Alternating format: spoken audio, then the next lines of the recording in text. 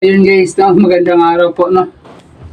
Ayan, share ko lang po yung aking pinaka-experience na nabiyahe ng Bicol, no? Kaya pala ito ay natatagalan ng mga biyahero, no? O papunta ng Bicol o pauwi dahil sa sa malubak-lubak na kalsada at saka ginagawa kalsada. Kaya ito mga idol, no, ipapakita ko po sa inyo kung bakit, no, natatagal ng mga biyahero. Kaya ito po, pasubaybayan po ninyo para makikita nyo po ang ating video, no, sa base lang po sa aking experience na pagbiyahe sa Bicol. Actually, ang biyahe namin ba papuntang Albay pa, yung malapit doon sa Tabaco Albay na, yung pang aming biyahe. Kaya lahat ng mga lubak-lubak na ginagawang mga kalsada, kaya na-experience ko na.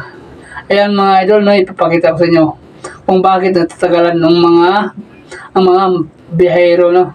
Ito na po.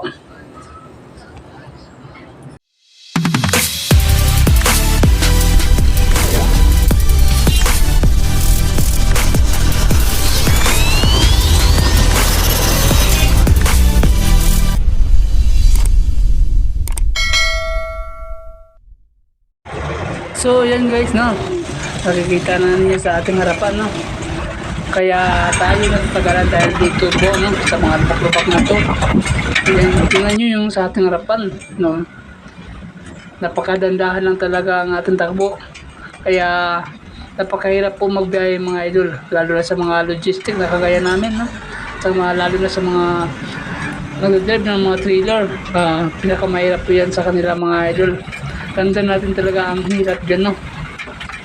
Lalo na dito sa minsan mga kalsada dito ay inaayos ko talaga, no. Tapos hindi natin maiwasan, no, malubak-lubak tayo tulad dito, kaya tayo natatagalan. Yan, sa linya lang po ang ating kalsada dito mga idol, no. Actually mga idol ay pauwi na po tayo ng Manila, no. Kaya nagkakasloob lang ako ng mag-video dito kasi kasama ko na nag-drive. Kaya makukunan po natin ang bawat lubak dito at saka ginagawa.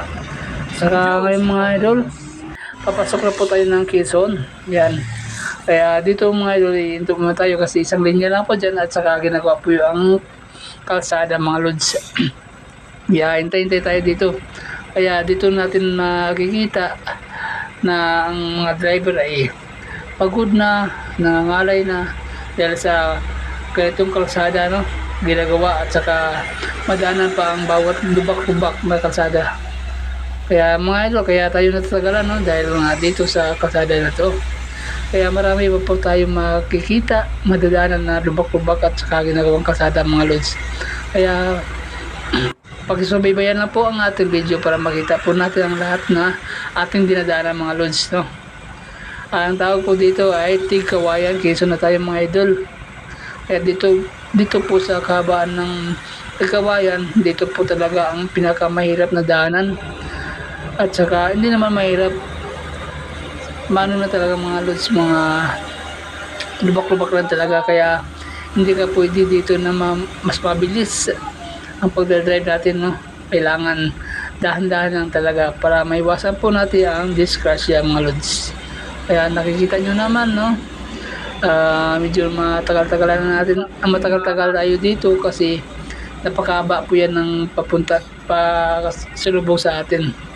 Kasi ang biyahe dito ay bigayan lamang at saka huwag tayong magmamadali mga lods para makaiwas po tayo sa sakuna, no. Ayan, ng ating tasalubong, malalaki ng mga truck, no. Ayan, mga pagoda yan mga idol. Tanda rin natin kasi driver po tayo, no. Ayan, lalo na yan, no. Kaya hintay-hintay lang po tayo dito mga lods para pagkatapos yan ay tayo naman ang mag-huli dito, no. Papakita ko pa ang ibang lubak-lubak na kalsada mga lods at saka ginagawa para alam na ninyo kung bakit tayo natatagalan sa biyahe, no. Ayan, napakahirap po ang ating biyahe mga lods, lalo na papuntang Bicol, no. Albay, Tabaco, yun. Napakahirap po mga lods. Hindi basta-basta. Right? Ayan. Waiting na po tayo mga idol, no? Para makita pa natin ang ibang kalsada dito. Pagkatapos nito, mga idol, ay ayun, papasok na po tayo ng Dumacan nito, no? Kaso napakahaba itong ano, idol, ang tigkawayan na Quezon. Napakahaba po itong mga lods. Saka dito halos lubak-lubak na kalsada. Saka ginagawa. Alright. Ayan na mga idol, no? Go na po tayo dito. di ba? Yan, dito pakita po kung Walang ang ibang kalit yung ginagawa na. ginagawa po dito. Ayan, tulad nito mga idol. Ay, ngayon po ay araw po ito ng linggo, kaya walang masyadong nagbabiyahe. At saka pauwi na po tayo ng Manila mga lods. Yan, nakikita nyo. Yan. Ginagawa po yun sa kabila, no? Right.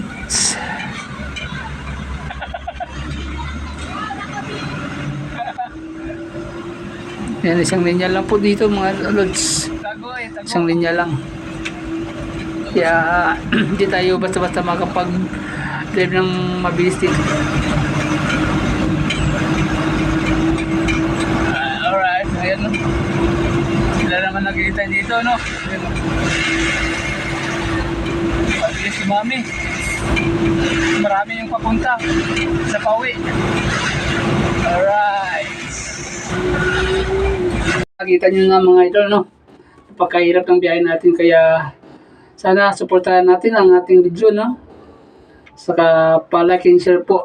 Yan, maraming salamat po hanggang sa susunod na ating pag-video sa ating pagbiyahe, no? Bye-bye.